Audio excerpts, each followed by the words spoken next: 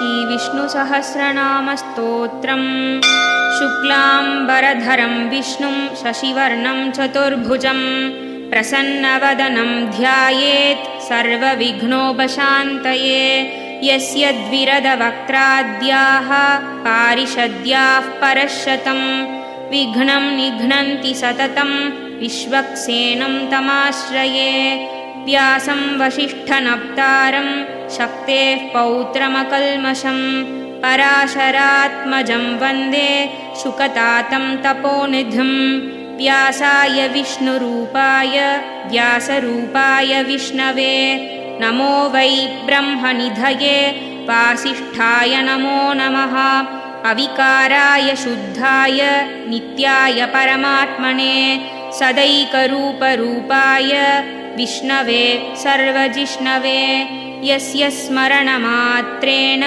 जन्मसंसारबन्धनात् विमुच्यते नमस्तस्मै विष्णवे प्रभविष्णवे। ॐ नमो विष्णवे प्रभविष्णवे। श्रीवैशम्पायन उवाच श्रुत्वा धर्माणशेषेण पावनानि च सर्वशः युधिष्ठिरः शान्तनवं पुनरेवाभ्यभाषत। युधिष्ठिर उवाच किमेकं दैवतं लोके किं वाप्येकं परायणं स्तुवन्तः कं कमर्चन्तः प्राप्नुयुर्माणवा शुभं। को धर्मः सर्वधर्माणां भवतः परमो मतः किं जपन्मुच्यते जन्तुर्जन्म संसारबन्धनात्। श्रीभीष्म उवाच जगत्प्रभुं देवदेवम् अनन्तं पुरुषोत्तमं स्तुवन्नाम सहस्रेण पुरुषः सततोत्थितः तमेव चार्चयन्नित्यं भक्त्या पुरुषमव्ययं ध्यायन् स्तुवन्नमस्यंश्च यजमानस्तमेव च। अनादिनिधनं विष्णुं सर्वलोकमहेश्वरं लोकाध्यक्षं स्तुवन्नित्यं सर्वदुःखादिगो भवेत्। ब्रह्मण्यं सर्वधर्मज्ञं लोकानां कीर्तिवर्धनं लोकनाथं महद्भूतं सर्वभूतभवोद्भवम्। एष मे सर्वधर्माणां धर्मोऽधिकतमो मतः यद्भक्त्या पुण्डरीकाक्षं स्तवैरर्चेन्नरः सदा। परमं यो महत्तेजः परमं यो महत्तपः परमं यो महद्ब्रह्म परमं यः परायणं पवित्राणां पवित्रं यो मङ्गलानां च मङ्गलं दैवतं देवतानां च भूतानां यो व्ययः पिता यतः सर्वाणि भूतानि भवन्त्यादियुगागमे यस्मिंश्च प्रलयं यान्ति पुनरेव युगक्षये तस्य लोकप्रधानस्य जगन्नाथस्य भूपते विष्णोर्नाम सहस्रं मे शृणु पापभयापहं। यानि नामानि गौणानि विख्यातानि महात्मनः ऋषिभिर्परिगीतानि तानि वक्ष्यामि भूतये। ऋषिर्नाम्नां सहस्रस्य वेदव्यासो महान् ऋषिः छन्दोऽनुष्ठुप् तथा देवो भगवान् देवकीसुतः अमृतांशुद्भवो बीजं शक्तिर्देवकीनन्दनः ऋसामा हृदयं तस्य शान्त्यर्थे विनियुज्यते। विष्णुं जिष्णुं महाविष्णुं प्रभविष्णुं महेश्वरम् अनेकरूपदैत्यान्तं नमामि पुरुषोत्तमम्। अस्य श्रीविष्णोर्दिव्यसहस्रनामस्तोत्रमहामन्त्रस्य श्रीवेदव्यासो भगवान् ऋषिः अनुष्ठुप् श्रीमहाविष्णुः परमात्मा श्रीमन्नारायणो देवता अमृतांशुद्भवो भानुरिति बीजं देवकीनन्दनस्रष्टेति शक्तिः उद्भवक्षोभनो देव इति परमो मन्त्रः शङ्खभृन्नन्दकी चक्रीति कीलकम् शार्ङ्गधन्वा गदाधर इत्यस्त्रम् रथाङ्गपाणिरक्षोभ्य इति नेत्रम्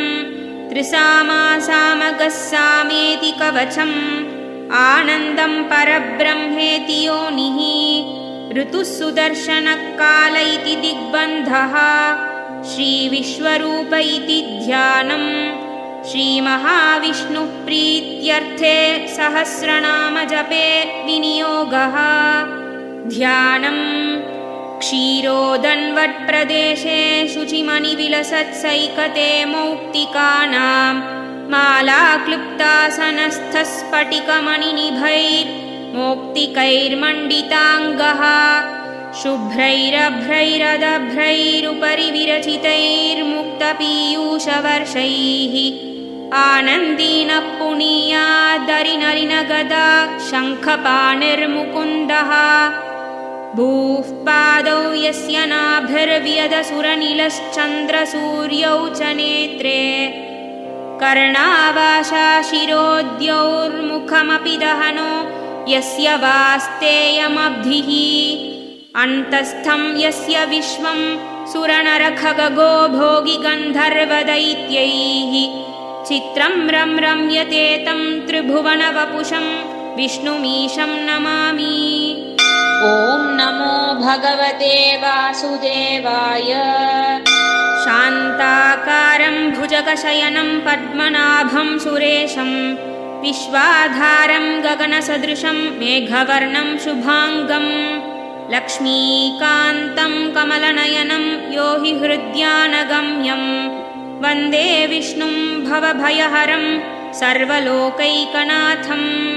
मेघश्यामं पीतकौशेयवासं श्रीवत्साङ्कं कौस्तुभोद्भासिताङ्गं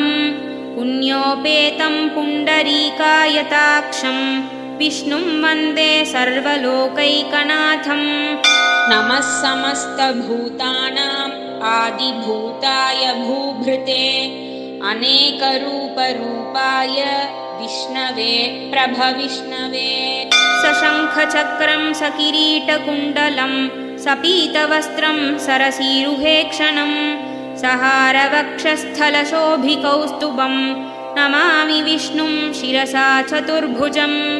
छायायां पारिजातस्य हेमसिंहासनोपरि आसीनमम्बुदश्यामम् आयताक्षमलङ्कृतं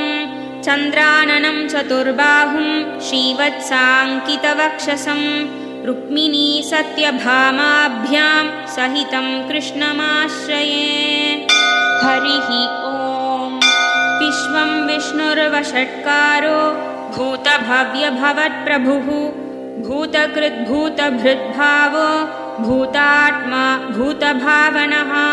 भूतात्मा परमात्मा च मुक्तानां परमा गतिः अव्ययः पुरुषः साक्षी क्षेत्रज्ञोऽक्षर एव च योगो योगविदां नेता प्रधानपुरुषेश्वरः नारसिंहवपुः श्रीमान् केशवः पुरुषोत्तमः सर्वः सर्वशिवस्थाणुर्भूतादिर्निधिरव्ययः सम्भवो भावनो भर्ता प्रभवः प्रभुरीश्वरः स्वयंभू शम्भुरादित्यः पुष्कराक्षो महास्वनः अनादिनिधनो धाता विधाता धातुरुत्तमः अप्रमेयो हृषीकेशः पद्मनाभोऽमरप्रभुः विश्वकर्मा मनुस्त्वष्टा स्तविष्टस्थविरो ध्रुवः अग्राह्यः शाश्वतकृष्णो लोहिताक्षप्रदर्दनः प्रभूतस्त्रिकगुद्धाम पवित्रं मङ्गलं परम् ईशानः प्राणदः प्राणो ज्येष्ठः श्रेष्ठः प्रजापतिः हिरण्यगर्भो भूगर्भो माधवो मधुसूदनः ईश्वरो विक्रमी धन्वी मेधावी विक्रमक्रमः अनुत्तमो दुराधर्षः कृतज्ञकृतिरात्मवान् सुरेशः शरणं शर्म विश्वरेताः प्रजाभवः अहत्संवत्सरो व्याळः प्रत्ययः सर्वदर्शनः अजः सर्वेश्वरः सिद्धः सिद्धः सर्वादिरच्युतः वृषा कपिरमेयात्मा सर्वयोगविनिसृतः वसुर्वसुमनः सत्यः समात्मा संवितः समः अमोघः पुण्डरीकाक्षो वृषकर्मा वृषाकृतिः रुद्रो बहुशिरा बभ्रुः विश्वयोनिः शुचिश्रवाः अमृतः शाश्वतस्थाणुः परारोहो महातपाः सर्वगः सर्वविद्भानुः विश्वक्सेनो जनार्दनः वेदो वेदविदव्यङ्गो वेदाङ्गो वेदवित्कविः लोकाध्यक्षः सुराध्यक्षो धर्माध्यक्षकृताकृतः चतुरात्मा चतुर्व्यूहः चतुर्द्रंष्ट्रश्चतुर्भुजः भ्राजिष्णुर्भोजनं भोक्ता सहिष्णुश्जगदादिजः अनघो विजयो जेता विश्वयोनिर्पुनर्वसुः उपेन्द्रो वामनः प्रांशुः अमोघः शुचिरूर्जितः अतीन्द्रः सङ्ग्रहः सर्गो धृतात्मा नियमो यमः वेद्यो वैद्यः सदा योगी वीरः माधवो मधुः अतीन्द्रियो महामायो महोत्साहो महाबलः महाबुद्धिर्महावीर्यो महाशक्तिर्महाद्युतिः अनिर्देश्य वपुः श्रीमान् अमेयात्मा महादृधृत् महेश्वासो महीभर्ता श्रीनिवासः सतां गतिः अनिरुद्धः सुरानन्दो गोविन्दो गोविदां पतिः मरीचिर्दमनो हंसः सुपर्णो भुजगोत्तमः हिरण्यनाभः सुतपाः पद्मनाभः प्रजापतिः अमृत्युः सर्वधृक्सिंहः सन्धाता सन्धिमान् स्थिरः अजो दुर्मर्शनः शास्ता विश्रुतात्मा सुरारिः गुरुर्गुरुतमो धाम सत्यः सत्यपराक्रमः निमिषो निमिषस्रग्वी वाचस्पतिरुदारधीः अग्रणी ग्रामणी श्रीमान् न्यायो नेता समीरणः सहस्रमूर्धा विश्वात्मा सहस्राक्षः सहस्रपात् आवर्तनो निवृत्तात्मा संवृतः सम्प्रमर्दनः अहत्संवर्तको वह्निः अनिलो धरणीधरः सुप्रसादः प्रसन्नात्मा विश्वसृग्विश्वभुक् विभुः सत्कर्ता सत्कृतः साधुः जन्नुर्नारायणो नरः असङ्ख्येयो प्रमेयात्मा विशिष्टः शिष्टकृच्छुचिः सिद्धार्थः सिद्धसङ्कल्पः सिद्धितः सिद्धिसाधनः वृषाही वृषभो विष्णुः वृषपर्वा वृषोदरः वर्धनो वर्धमानश्च विविक्तः श्रुतिसागरः शुभुजो दुर्धरो वाग्मी महेन्द्रो वसुदो वसुः नैकरूपो बृहद्रूपः शिपिविष्टः प्रकाशनः ओजस्तेजोद्युतिधरः प्रकाशात्मा प्रतापनः वृद्धस्पष्टाक्षरो मन्त्रः चन्द्रांशुर्भास्करद्युतिः अमृतांशुद्भवो भानुः शशबिन्दुः सुरेश्वरः ओषधं जगतः सेतुः सत्यधर्मपराक्रमः भूतभव्यभवन्नाथः पवनः पावनो नलः कामः कामकृत्कान्तः कामः कामप्रदप्रभुः युगादिकृत्युगावर्तो नैकमायो महाशनः अदृश्यो व्यक्तरूपश्च सहस्रजित् अनन्तजित् इष्टो विशिष्टः शिष्टेष्टः शिखण्डी नहुषो वृषः क्रोधः क्रोधकृत्कर्ता विश्वबाहुर्महीधरः अच्युतः प्रथितः प्राणः प्राणदो वासवानुजः अपां निधिरधिष्ठानम् अप्रमत्तः प्रतिष्ठितः स्कन्दस्कन्दधरो धुर्यो वरदो वायुवाहनः वासुदेवो बृहद्भानुः आदिदेवः पुरन्दरः अशोकस्तारणस्तारः शूरः शौरिर्जनेश्वरः अनुकूलः शतावर्तः पद्मी पद्मनिभेक्षणः पद्मनाभोरविन्दाक्षः पद्मगर्भः शरीरभृत् महर्दिर्ऋद्धो वृद्धात्मा महाक्षो गरुडध्वजः अतुलः शरभो भीमः समयज्ञो हविर्हरिः सर्वलक्षणलक्षण्यो लक्ष्मीवान् समितिञ्जयः विक्षरो रोहितो मार्गो हेतुर्दामोदरः सहः महीधरो महाभागो वेगवानमिताशनः उद्भवक्षोभनो देवः श्रीगर्भः परमेश्वरः करणं कारणं कर्ता विकर्ता गहनो गुहः व्यवसायो व्यवस्थानः संस्थानस्थानदो ध्रुवः परर्धिर्परमस्पष्टः तुष्टः पुष्टः सुभेक्षणः रामो विरामो विरजो मार्गो नेयो नयोनयः वीरः शक्तिमतां श्रेष्ठः धर्मो धर्मविदुत्तमः वैकुण्ठः पुरुषः प्राणः प्राणदः प्रणवः पृथुः हिरण्यगर्भः शत्रुघ्नो व्याप्तो वायुरधोक्षजः ऋतुः सुदर्शनः कालः परमेष्ठी परिग्रहः उग्रः संवत्सरो दक्षो विश्रामो विश्वदक्षिणः विस्तारस्थावरस्थाणुः प्रमाणं बीजमव्ययम् अर्थोऽनर्थो महाकोशो महाभोगो महाधनः अनिर्विण्णस्थविष्ठो भूः धर्मयूपो महामखः नक्षत्रनेमिर्नक्षत्री क्षमः क्षामः समीहनः यज्ञयुज्यो महेद्यश्च क्रतुः सत्रं सताङ्गतिः सर्वदर्शी विमुक्तात्मा सर्वज्ञो ज्ञानमुत्तमम् सुव्रतः सुमुखः सूक्ष्मः सुघोषः सुखदः सुहृत् मनोहरो जितक्रोधो वीरबाहुर्विदारणः स्वापनः स्ववशो व्यापी नैकात्मा नैककर्मकृत्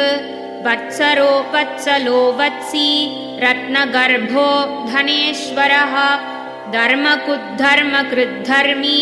सदसक्षरमक्षरम्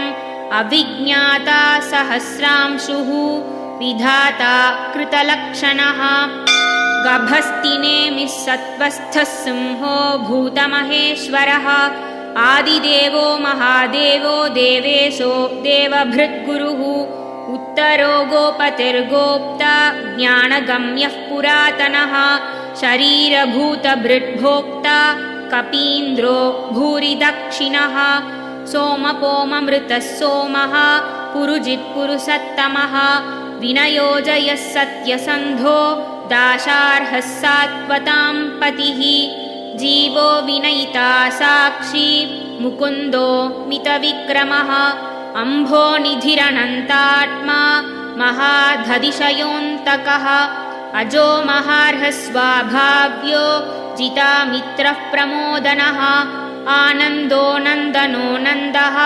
सत्यधर्मात्रिविक्रमः महर्षिर्कपिलाचार्यः कृतज्ञो मेदिनीपतिः त्रिपदस्त्रिदशाध्यक्षो महाशृङ्गकृतान्तकृत् महावराहो गोविन्दः सुषेणः कनकाङ्गदी गुह्यो गभीरो गहनो गुप्तश्चक्रगदाधरः वेधास्वाङ्गोजितकृष्णो दृढः सङ्कर्षणोच्युतः वरुणो वारुणो वृक्षः पुष्कराक्षो महामणाः भगवान् भगवानन्दी वनमाली हलायुधः आदित्यो ज्योतिरादित्यः सहिष्णुर्गतिसत्तमः सुधन्वाखण्डपरशुर्दारुणो द्रविणप्रदः दिविस्पृक् सर्वदृग्व्यासो वाचस्पतिरयो निजः त्रिसामासामगस्साम निर्वाणं भेषजं भिषक् सन्न्यासकृच्छमः शान्तो निष्ठा शान्तिः परायणं शुभाङ्कः शान्तिदस्रष्टा कुमुदः कुवलेक्षयः गोहितो गोपतिर्गोप्ता वृषभाक्षो वृषप्रियः अनिवर्ती निवृत्तात्मा संक्षेप्ता क्षेमकृच्छिवः श्रीवत्सवक्षा श्रीवासः श्रीपतिः श्रीमताम्बरः श्रीधः श्रीशः श्रीनिवासः श्रीनिधिः श्रीविभावनः श्रीधरः श्रीकरः श्रेयः श्रीमान् लोकत्रयाश्रयः स्वक्षस्वङ्गशतानन्दो नन्दिर्ज्योतिर्गणेश्वरः विजितात्मा विधेयात्मा सङ्कीर्तिश्छिन्नसंशयः उदीर्णः सर्वतश्चक्षुः अनीशः शाश्वतस्थिरः भूषयो भूषणो भूतिर्विशोकः शोकनाशनः अर्चिष्मान्नर्चितः कुम्भो विशुद्धात्मा विशोधनः अनिरुद्धो प्रतिरथः प्रद्युम्नो मितविक्रमः कालनेमिनिः वीरः शौरिः शूरजनेश्वरः त्रिलोकात्मा त्रिलोकेशः केशवः केशिहा हरिः कामदेवः कामपालः कामी कान्तकृतागमः अनिर्देश्य वपुर्विष्णुर्वीरोऽनन्तो धनञ्जयः ब्रह्मण्यो ब्रह्मकृत् ब्रह्मा ब्रह्म ब्रह्मविवर्धनः ब्रह्मविद् ब्राह्मणो ब्रह्मी ब्रह्मज्ञो ब्राह्मणप्रियः महाक्रमो महाकर्मा महातेजा महोरगः महाक्रतुर्महायज्वा महायज्ञो महाहविः स्तव्यस्तवप्रियस्तोत्रं स्तुतिस्तोतारणप्रियः पूर्णः पूरयिता पुण्यः पुण्यकीर्तिरणामयः मनोजवस्तीर्थकरो वसुरेता वसुप्रदः वसुप्रदो वासुदेवो वसुर्वसुमना हविः सद्गतिः सत्कृतः सत्ता सद्भूतिः सत्परायणः शूरसेनो यदुश्रेष्ठः सन्निवासः सुयामुनः भूतावासो वासुदेवः सर्वासु निलयोनिलः दर्पः दर्पदो दृप्तो दुर्धरोऽथा पराजितः विश्वमूर्तिर्महामूर्तिर्दीप्तमूर्तिरमूर्तिमान् अनेकमूर्तिरव्यक्तः शतमूर्तिः शताननः एकोनैकस्तवः किं यत्तत्पदमनुत्तमम् लोकबन्धुर्लोकनाथो माधवो भक्तवत्सलः सुवर्णवर्णो हेमाङ्गो वराङ्गश्चन्दनाङ्गदी वीरः विषमः शून्यो धृता क्षीरचलश्चलः अमानीमानदो मान्यो लोकस्वामी त्रिलोकधृत् सुमेधा मेधजो धन्यः सत्यमेधा धराधरः तेजो वृषोद्युतिधरः सर्वशस्त्रभृताम्बरः प्रग्रहो निग्रहो व्यग्रो नैकशृङ्गो गदाग्रजः चतुर्मूर्तिश्चतुर्बाहुः चतुर्व्यूहश्चतुर्गतिः चतुरात्मा चतुर्भावः चतुर्वेदविदेकपात् समावर्तो निवृत्तात्मा दुर्जयो दुरतिक्रमः दुर्लभो दुर्गमो दुर्गो दुरावासो दुरारिः शुभाङ्गो लोकसारङ्गस्तुतन्तुस्तन्तुवर्धनः इन्द्रकर्मा महाकर्मा कृतकर्मा कृतागमः उद्भवः सुन्दरः सुन्दो रत्ननाभः सुलोचनः अर्को वाजसनः शृङ्गी जयन्तः सर्वविजयीः सुवर्णबिन्दुरक्षोभ्यः सर्ववागीश्वरेश्वरः महाह्रदो महागर्तो महाभूतो महानिधिः कुमुदः कुन्दरः कुन्दः पर्जन्यः पावनो निलः अमृतांशोऽमृतवपुः सर्वज्ञः सर्वतोमुखः सुलभः सुव्रतः सिद्धः शत्रुजिच्छत्रुतापणः न्यक्रोधो दम्बुरोऽश्वोत्थः चाणूरान्ध्रनिषूदनः सहस्रार्चिः सप्तजिह्वः सप्तैधा सप्तवाहनः अमूर्तिरणघोचिन्त्यो भयकृद्भयनाशनः अनुर्बृहत्कृशस्थूलो गुणभृन्निर्गुणो महान् अधृतस्वधृतस्वास्थ्यः प्राग्वंशो वंशवर्धनः भारकृत्कथितो योगी योगीशः सर्वकामदः आश्रमश्रमणश्रामः सुपर्णो वायुवाहनः धनुर्धरो धनुर्वेदो दण्डो दमयिता दमः अपराजितः सर्वसहो नियन्ता नियमो यमः सत्त्ववान् सात्विकः सत्यः सत्यधर्मपरायणः अभिप्रायः प्रियार्होर्हः प्रियकृत्प्रीतिवर्धनः विहाय स गतिर्ज्योतिः सुहृजित् हुतभुग्विभुः रविर्विरोचनः सूर्यः सविता रविलोचनः अनन्तहुतभुग्भोक्ता सुखदो नैकदोऽग्रजः अनिर्विण्णः सदामर्षि लोकाधिष्ठानमद्भुतः सनातनतमः कपिलः कपिरव्ययः स्वस्तिदः स्वस्तिकृत् स्वस्ति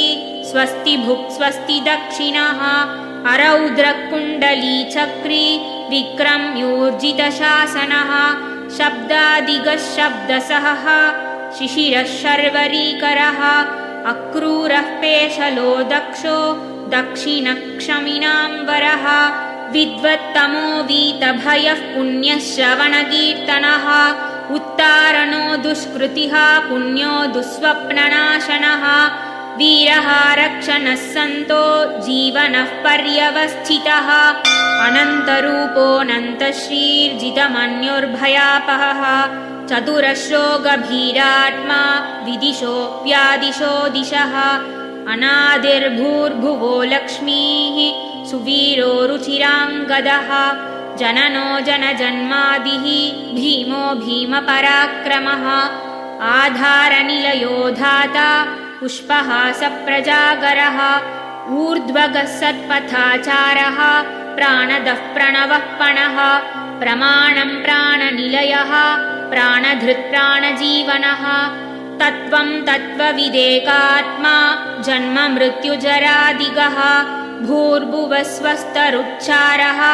सविता प्रपितामहः यज्ञो यज्ञपतिर्यज्वा यज्ञाङ्गो यज्ञवाहनः यज्ञभृत्यज्ञघृत्यग्नि यज्ञभुग्यज्ञसाधनः यज्ञान्तकृत्यज्ञगुह्यम् अन्नमन्नादयेव च आत्मयोनिः स्वयं जातो वैखानः सामगायनः देवकीनन्दनः स्रष्टा क्षितीशः पापनाशनः शङ्खबृन्नन्दकी चक्री शार्ङ्गधन्वागदाधरः रथाङ्कपाणिरक्षोभ्यः सर्वप्रहरणायुधः श्रीसर्वप्रहरणायुध ॐ नम इति वनमाली गती शार्ङ्गी शङ्खी चक्री च नन्दकी श्रीमान्नारायणो विष्णुर्वासुदेवोऽभिरक्षतु श्रीवासुदेवोऽभिरक्षतु ॐ नम इति श्रीभीष्म उवाच इतीदं कीर्तनीयस्य केशवस्य महात्मनः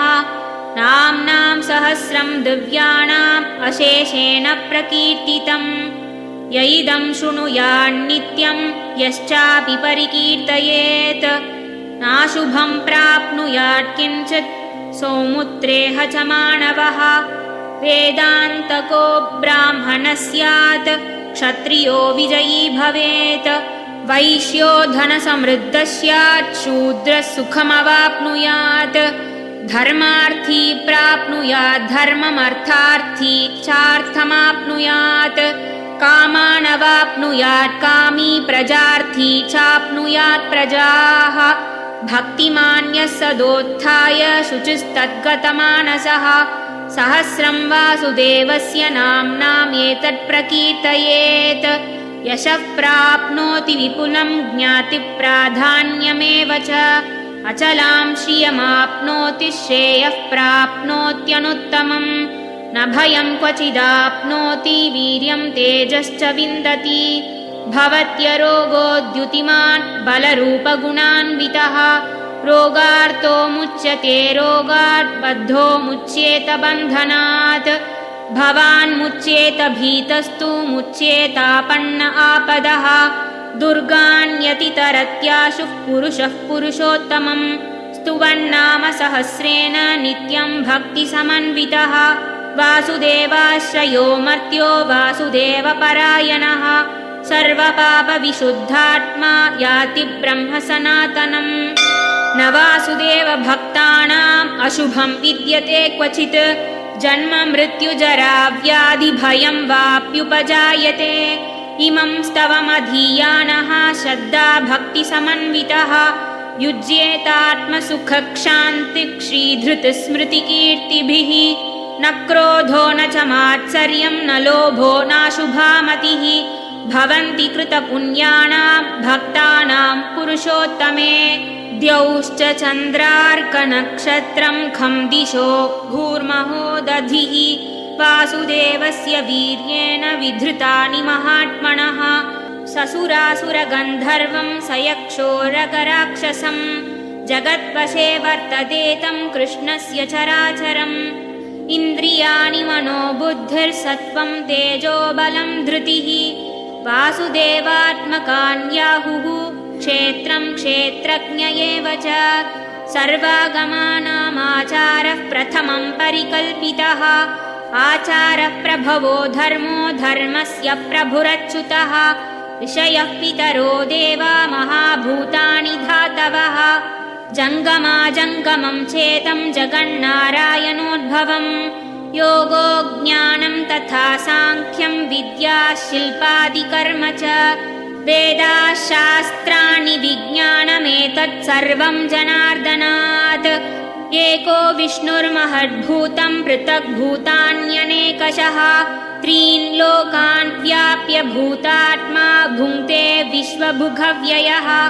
इमं स्तवं भगवतो विष्णोर्व्यासेन कीर्तितं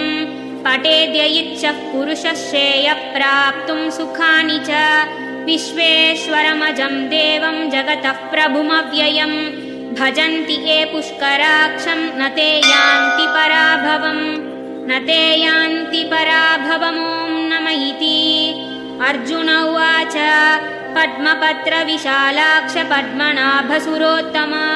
भक्तानामनुरक्तानां त्राता भव जनार्दन श्रीभगवानुवाच यो मां नाम सहस्रेण स्तोतुमिच्छति पाण्डव सोऽहमेकेन श्लोकेन स्तुत एव न संशयः स्तुत एव न संशय ॐ नमः इति व्यास उवाच वासनात् वासुदेवस्य वासितं ते जगत्त्रयं सर्वभूतनिवासोऽसि वासुदेव नमोऽस्तु ते श्रीवासुदेव नमोऽस्तु ॐ नमः इति पार्वत्युवाच केनोपायेन लघुना विष्णोर्नाम सहस्रकं पठ्यते पण्डितैर्नित्यं श्रोतुमिच्छाम्यहं प्रभो ईश्वर उवाच श्रीराम राम रामेति रमे रामे मनोरमे सहस्रनाम तत्तुल्यं रामनाम वरानने